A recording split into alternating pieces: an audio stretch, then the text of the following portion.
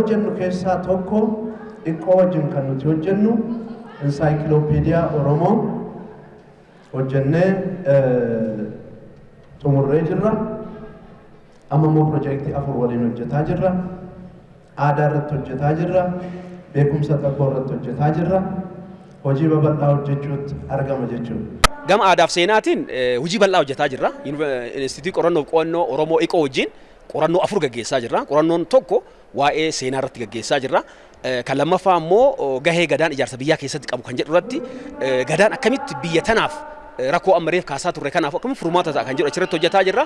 Kan lammaffaa immoo walitti dhufeensa Oromoon saboota ollaa wajjin qabu keessattuu Sidaama, Alaabaa, Hadiyaa fi kanneen kana fakkaatan kan daangaa waldaan keessan irratti hariiroo isaan qaban kana qorannee isa cimsuudhaa fi hariiroo uummanni lamaan qabu cimsinee falaasama ida'amuu kan jedhu kana kan namni oduudhaan haasa'u kana piraaktikaali hojjechuudhaaf qorannoo tokko gaggeessaa jirra. Yuunivarsiitiin Arsii bal'inaan dhimma kanarratti gadi fageenyaan instituutii qorannoof qo'annoo Oromoo waliin qorachaa jirra. Instituutiin keenya hojiin inni hojjechaa jiru caba waggaa 150 caba aadaa seenaa keenya haalamne aadaa keenya nu jalaa cabe bakkatti deeffachuudhaaf afaan keenya irratti hojii hojjetame sirnaan tolfachuuf aartii keenya dagaagsuuf halkanii guyyaa kutannee hojjechaa jirra.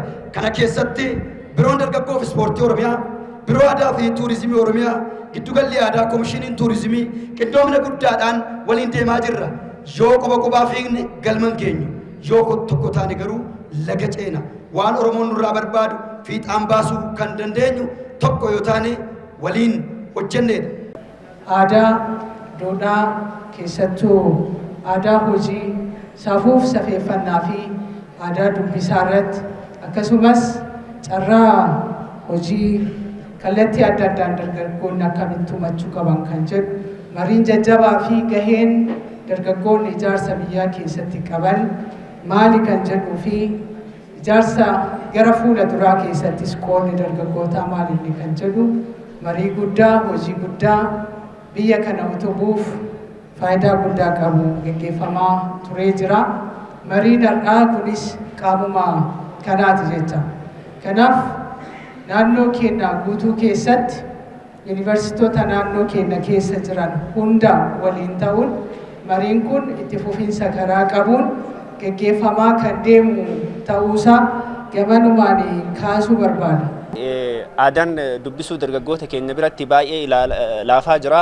Maaliif dargaggoonni miidiyaalee garaagaraa hordofanii miidiyaalee akka TikTokii, short movie garaagaraa waan ilaalaniif kun immootu sagantaan akka kanaa qophaa'uun kun immootu dargaggoota keenya aadaa dubbisuu duraan qaban san kan duraan bade san akka isaan deebisanii dagaagfatan kan isaan gargaarudha. Dargaggeessi waa hubate aadaa isaa dagaagfachuudhaaf sirriitti waa dubbisuun barbaachisaadha. Dubbisa keessa sammuun dubbisa keessa yaateetiin jette yaa'insa qalbii dargaggeessaa dagaagsa. Kanaaf dargaggeessi waa dubbisuun waa hubachuun waa hubate san ammoo dargaggeessa sadarkaadhaan jiru hubachiisuudhaan hawaasa keessatti aadaa fi duudhaan kenna kan laaffateetiin jedhame akka hin laaffanne taasisuudhaan hawaasni keenya aadaaf duudhaa ganama isaa kan addunyaan nurraa yeroo ammaa fayyadamaa jirtu sirna gadaa bareeda qabna. Kana keessatti kana hubachuudhaan dhaloota egereetiif dabarsuudhaaf dargaggeessi waa hubachuu qaba, waa dubbisuu qaba.